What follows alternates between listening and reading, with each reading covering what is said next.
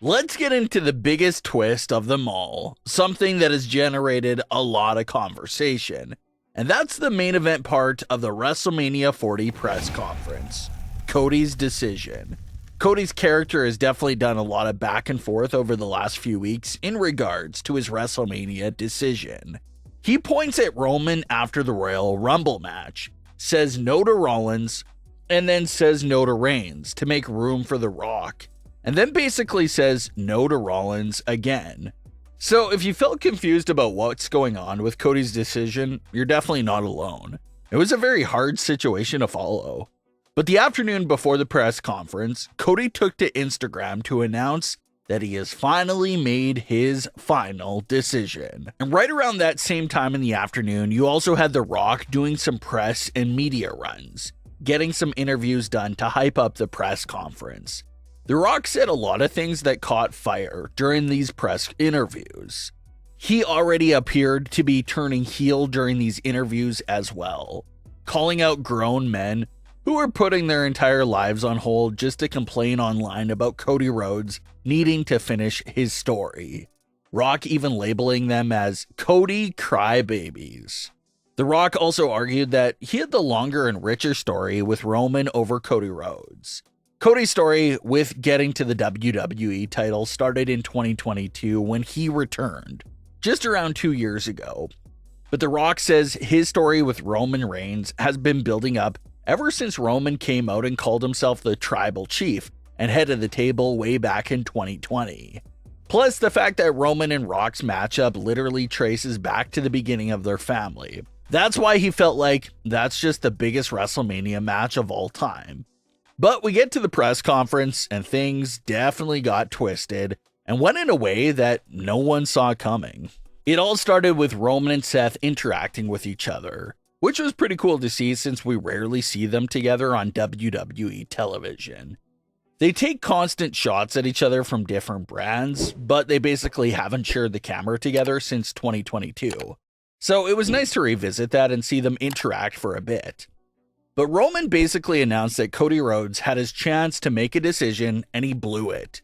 So Roman was going to pick his challenger now, and he selected The Rock. The Rock comes out to a mixed reaction from fans and basically started to make his case known and give a presentation on why this match with Roman is the biggest match of all time. The Rock put the entire Bloodline family tree up on the screen that featured everyone, from Roman's grandfather to The Rock's grandfather Rikishi, the Usos, Nia Jax, Tamina Snuka, and even Naomi. Everyone was up there, and The Rock wanted to show everyone how important this match was for the family. The Rock even took a slight diss at Cody Rhodes, because The Rock said that there was only one royal family in pro wrestling, and it was their family.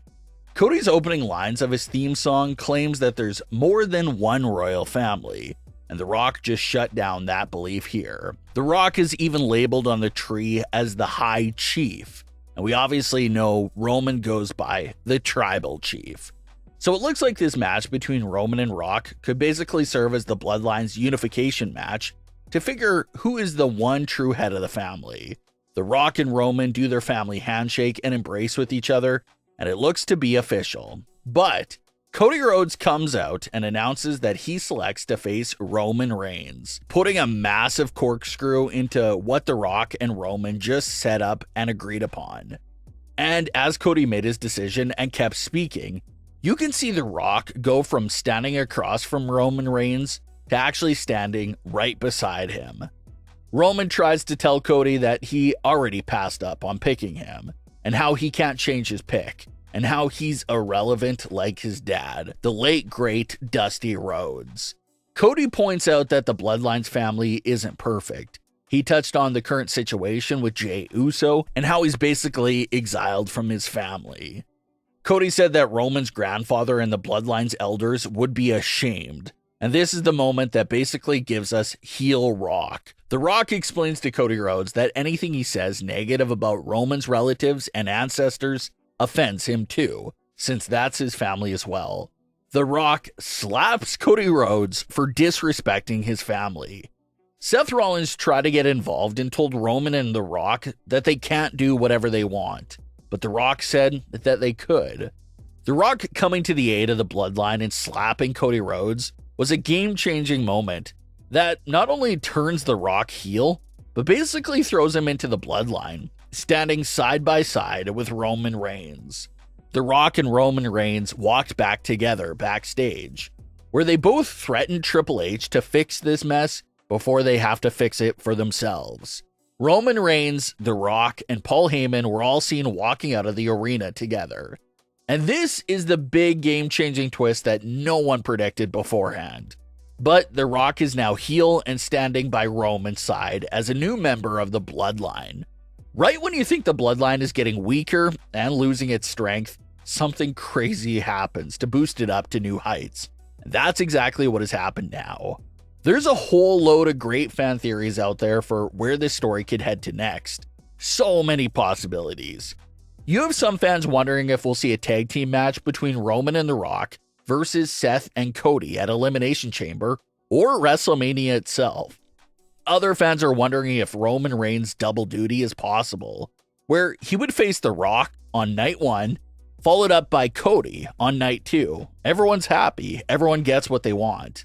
But the more likely outcome is that Roman Reigns versus Cody Rhodes goes on as planned for night 2, but featuring some sort of massive plot twist again to continue to push the narrative forward. Roman and The Rock are standing side by side right now, united to protect their family from disrespectful outsiders. But the one big problem that may turn their temporary family allegiance hostile really quickly is their egos. Roman and Rock are both on power trips right now. They both believe they can do whatever they want and feel so entitled because of their family and heritage. But at the same time, there could only be one shot caller. Roman Reigns doesn't want to become the right-hand man to The Rock and vice versa. So even though they're united right now, we should definitely see the cracks start showing between The Rock and Roman when they refuse to take the back seat to each other. They're still going to be fighting, figuratively, to be the shot caller, meaning that The Rock will likely play a major role in the outcome and decision of the match between Roman Reigns and Cody Rhodes. It'll likely be a scenario where Roman tries to use Jimmy and Solo Sikoa to once again get him past Cody Rhodes. But it's safe to assume that given last year's events, Cody Rhodes will be ready for them this time around and will be able to take out all those Bloodline members. But after that happens, that'll lead towards The Rock coming out to basically be the deciding factor for the WWE Championship. And it can only go one of two ways. The Rock either continues with his heel run, takes out Cody Rhodes, and helps Roman Reigns retain his title to protect the family legacy. Or The Rock double crosses Roman Reigns and actually ends up helping Cody Rhodes win the title to screw over Roman. And that scenario definitely seems more likely because that appears to be the way to fix everything. Cody Rhodes fans get what they want. Cody finishes the story and dethrones Roman Reigns. And considering that The Rock assisted Cody finishing the story, that should place The Rock back in good graces with the fans and turn him back into being a babyface. And after Rock costs Roman Reigns the title, that starts the proper build-up for their singles match that could possibly be at WrestleMania 41. And for their singles match, there'll be no title on the line, just straight battling it out for family positioning. And if you pay attention to The Rock's presentation and his case for why Roman versus Rock needs to happen, The Rock fully focuses on the family background and barely even mentions the WWE title, possibly hinting at the idea that The Rock could screw Roman out of the title since it's not as important to him than fighting for the Bloodline and Heritage rankings. So no one knows if this has been the plan all along or if this is a story pivot, but either way, things have once again picked up and become extremely interesting again. Hopefully we get to see a lot of moments from Bloodline Rock before he could potentially turn babyface again at WrestleMania. But what are your thoughts on today's stories? Leave your comments below. Don't forget to subscribe with all notifications on and leave a like if you enjoyed. Thanks for watching, guys.